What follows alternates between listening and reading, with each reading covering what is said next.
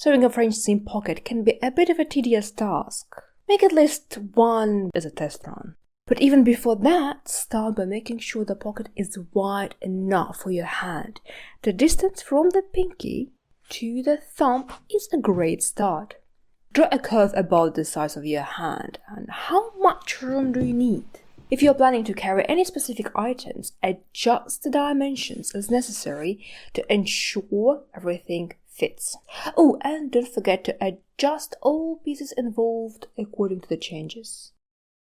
For some reason, part of the original footage mysteriously vanished into the sewing void, so yeah, you'll see fabric of two different colors. I hope it won't be too confusing for you. So for now, you'll need front and back bodice, 2 pairs of pocket back smears, so it's 4 pieces total, and 4 strips of fusible interfacing. Grab the front bodice and front pocket pieces.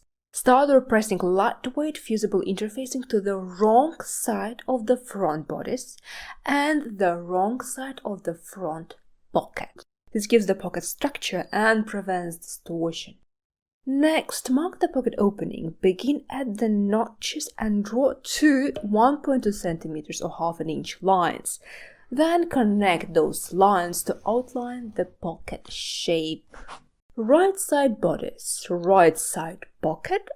Align the notches and pin in place. Stitch directly along the pocket outline you just marked and be sure to backstitch at each corner. Stitch up to the corner, backstitch, return to the point, rotate, stitch forward, back again, and then continue along the path. Once stitched, trim the seam allowance down to 3 mm or 1/8 of an inch and clip into the corner. Don't you dare to cut through stitches! Turn the pocket to the inside so the wrong sides are kissing. Mwah! Wiggle those corners to loosen them up, and then just press everything flat. When pressing, roll the seam slightly inward so it looks neat from the outside. Outline the pocket border 5 mm or 1/4 of an inch from the pocket edge on the right side of the garment and top stitch. Grab the back pocket and place it on top of the front pocket exactly how it should sit when finished. Hold the edges of the pocket and flip the back piece over like this. Pin or baste the layers together. Before stitching, make sure the pocket back edges are aligned. If they are not, just simply trim the excess. Stitch at 5 mm or 1/4 of an inch, sewing slowly around the curved edge for precision and control.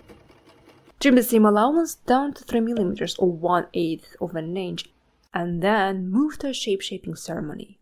I like to gently push the edge from the inside before a smoothing session. To finish, sew a final line of stitching 7 mm or 1/4 of an inch from the curved edge and give it a thorough press. The inside is beautiful and, more importantly, strong and durable. So whatever you stitch inside is totally safe. Well, at least if a criminal is a moth. If you choose to skip the French seam for the size, that's not a problem, like at all. Simply pin the front and back bodice pieces right sides together, aligning the edges carefully. Stitch with a 1.2 cm or half an inch seam allowance, making sure your stitching passes exactly through these points at the pocket opening. Important, as you pin, be sure to move the pocket opening out of the way to avoid accidentally stitching it closed. And to finish the seam cleanly, serge or zigzag the raw edge to prevent fraying.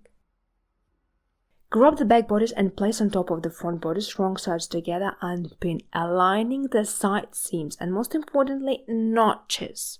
Pocket notches. Other notches are important, don't get me wrong, but you can ignore those as long as the pocket notches can be together forever and ever. Stitch at 5 mm, which is 1/4 of an inch, and give it a little trim, especially if your fabric is frank or bulky. And clip any bulky corners where layers meet to help reduce thickness if there are any. Open the fabric and press the seam open, then fold the fabric so the right sides are together and closing the trimmed seam and press again. Pin the seam in place, paying extra attention to the pocket region. Insert a pin right where the pocket border begins. Blood, blood, blood. I'm sorry. Go through both layers. Let's call the stab wound coconut. Pin through that point, it's important. Then pin the middle of the pocket, but make sure you're avoiding the opening itself. Push it aside a little like so.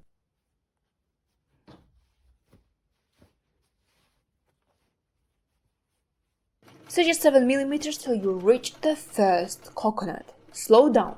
The needle should go exactly through the point where the pin is. I actually hand turned the wheel. You see that? Perfection! And that is how it looks on the right side.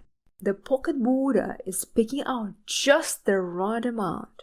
And the pocket opening is actually well opening. So yeah, congrats!